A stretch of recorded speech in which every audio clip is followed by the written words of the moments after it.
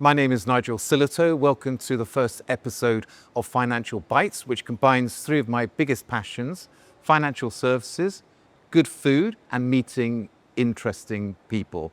The aim is to have lunch on a regular basis in a financial center. I'm going to start with the Dubai International Financial Center.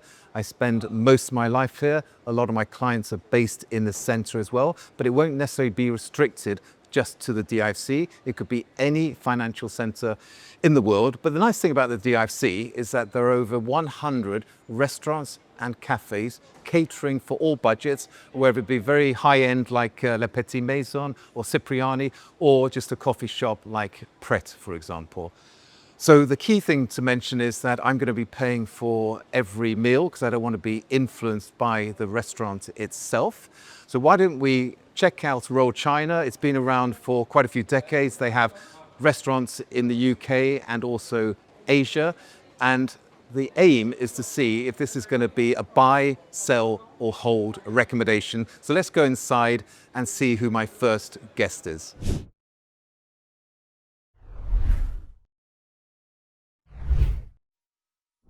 So my first guest is Mehvish Ayub, who's head of managed solutions Dubai for Bank of Singapore. They have a very big presence here in Dubai. They're wholly owned by the longest established bank in Singapore. So welcome, Mehvish, and thank you so much for agreeing to be my first guest. I'm delighted to be here.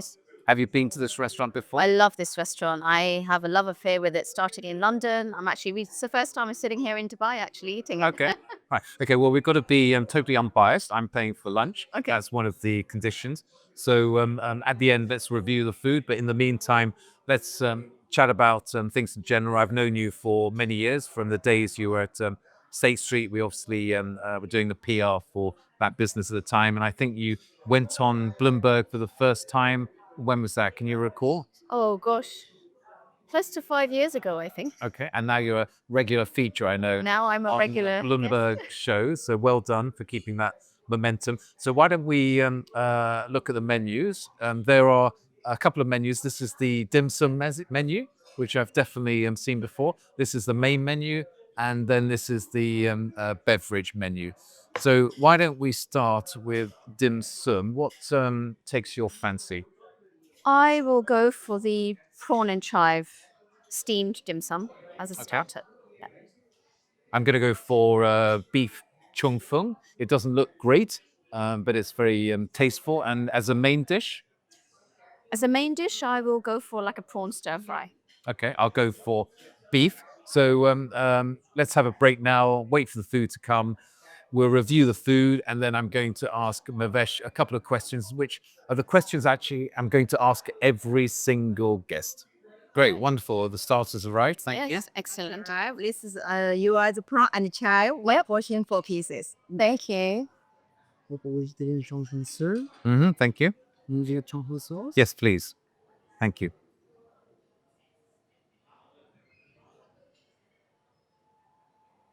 Wonderful. Thank you. That's enough. Great. So we're going to share, yeah? Yeah, of course. Excellent.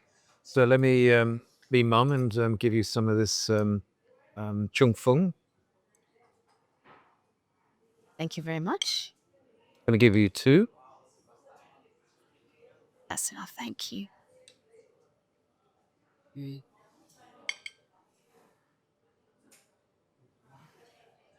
Excellent. I will eventually use chopsticks once I've made it smaller. Some spice? I'll be okay. I'll create my little sauce in that little tiny.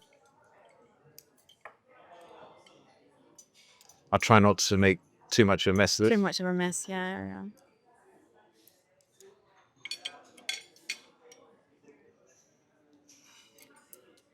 Very nice. Yep. Vegetarian chung fung. This definitely gets my vote.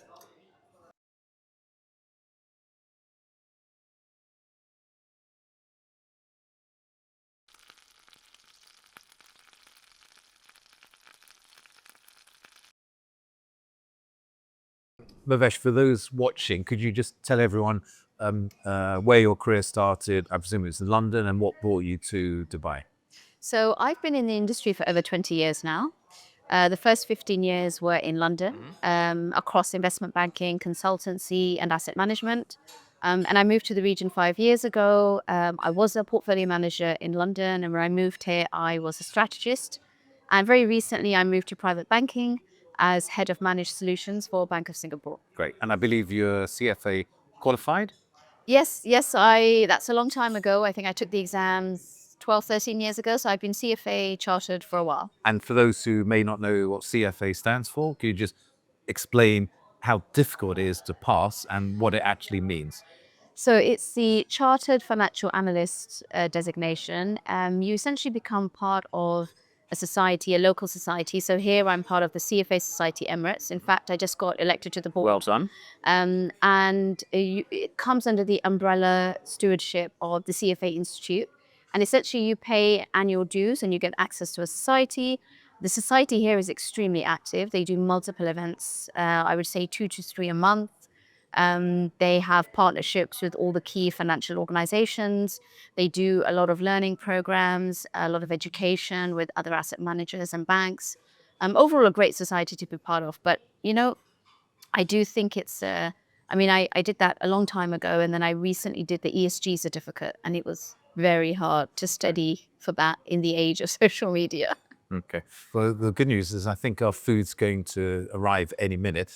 But before it does, every client I meet over lunch, I'm going to ask the same 3 questions. So the first one is, if private banking was a dish, what would it be and why? So I want to tie in a bit about my career history into that answer. So, on the institutional side, you typically have consultancy where you determine your asset allocation, you then shift to the asset managers, and then the investment banking for execution. Private banking is a one-stop shop for its end client. So you essentially get all of that in the same place. So I would say you want really high quality ingredients and you want a huge range of bespoke outcomes for your end clients. So I was really thinking what it could be. It's probably going to be sushi, right? Okay. Right. You Good can choice. get, your simple maki hand rolls, a huge variety of high quality ingredients, and a large number of outcomes. Okay. Nice. Good. The second one is if you look at the one trend in private banking that's perhaps overhyped and one that's flying under the radar screen. So, if we're talking about asset classes specifically, I would say that broadly the alternative space is very much in focus. Um, there was a trade at the beginning of the year. There was a lot of focus on US equity, on the Mag 7, on the US tech trade, essentially. So, I think that's pretty much run its course. What is still flying under the radar is probably a subcategory asset class of infrastructure. I think infrastructure is a great call for the environment that we've seen year to date and we're likely to have over the next 6 to 12 months. So it's a great inflation hedging asset, some great mega trends, which are really secular tailwinds driving the asset class forward and possible growth opportunities there. In general, I think, you just cannot get enough diversification in today's market. So whether you do that in terms of diversifying your equity exposure more broadly beyond just the US, Sorry or to interrupt. I think alternatives. the food's arrived. Yes. Oh, Let's excellent. please have the food. That's great. Excuse me, madam. This is a light fry, black coat with the spicy soy sauce on the side. Should I put it in the pot? No, I'll do it Okay, myself. thank you. Thank you. I'll just taste it first. Thank you. Thank you very much. Lovely. Brilliant. Oh, very nice. Very nice. Okay. Well, I'll tell you what, And before... let's use a pre-spin curd with mushroom in clay pot and with mixed vegetables. thank you very much. Okay, wonderful. Stunning. Thank you.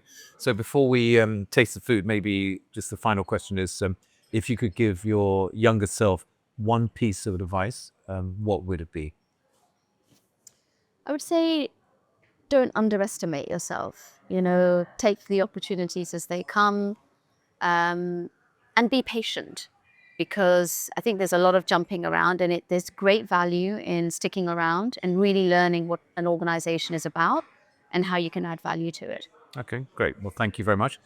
Bon appetit. Let's try this wonderful food. Please, after you. I'm going to try. Have you had a clay pot before? No, I haven't. My goodness, it's so delicious. You have to go to a Japanese restaurant Okay. to have it. Let me put some in for you. Thank you. It's like a mixed dish. Actually, this is just a clay pot of vegetables. Typically, it has like crispy rice in it. That's ample, thank you. I will try some. There's actually a lot of food. Do these guys want to eat? I hope so. Okay, I get it now. I thought this was a rice dish, but now I can see why we needed the rice. Do you want some rice? Yes, I'll take some. Thank you. Just keep it here. Seeds.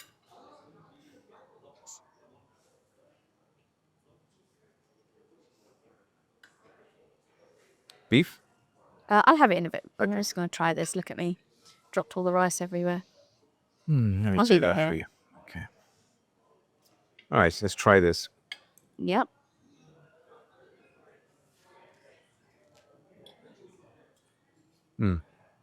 Very tender, not too spicy. Yep. Gets my approval. Vegetables are nice. Okay, I'm going to have to try your beef. Thank you.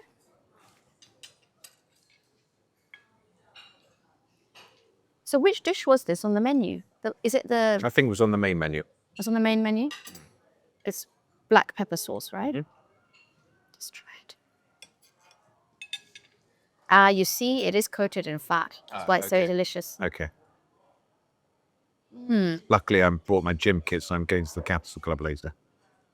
This is why it's so delicious. Do you know I was saying it wasn't coated? It is. But it's very nice. So I've now finished my meal at Royal China. What's my impression? Looking at the bill, 500 dirhams, not bad value. If we'd gone for the set business lunch, it would have saved me actually a small fortune because that's only about 120 dirhams per head.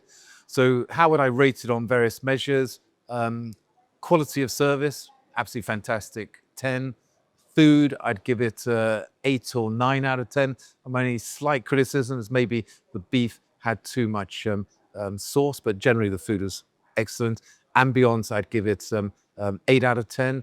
And as for value for money, I would give that 8 out of 10. But in my opinion, you come here for lunch for the set business deal, and that is well worth considering. So in my opinion, is this a buy, sell, or hold recommendation? It's a buy, most definitely. I would highly recommend Royal China, and thank you, Mehvish, for being my guest. My name's Nigel Silito. I look forward to seeing you in the next episode.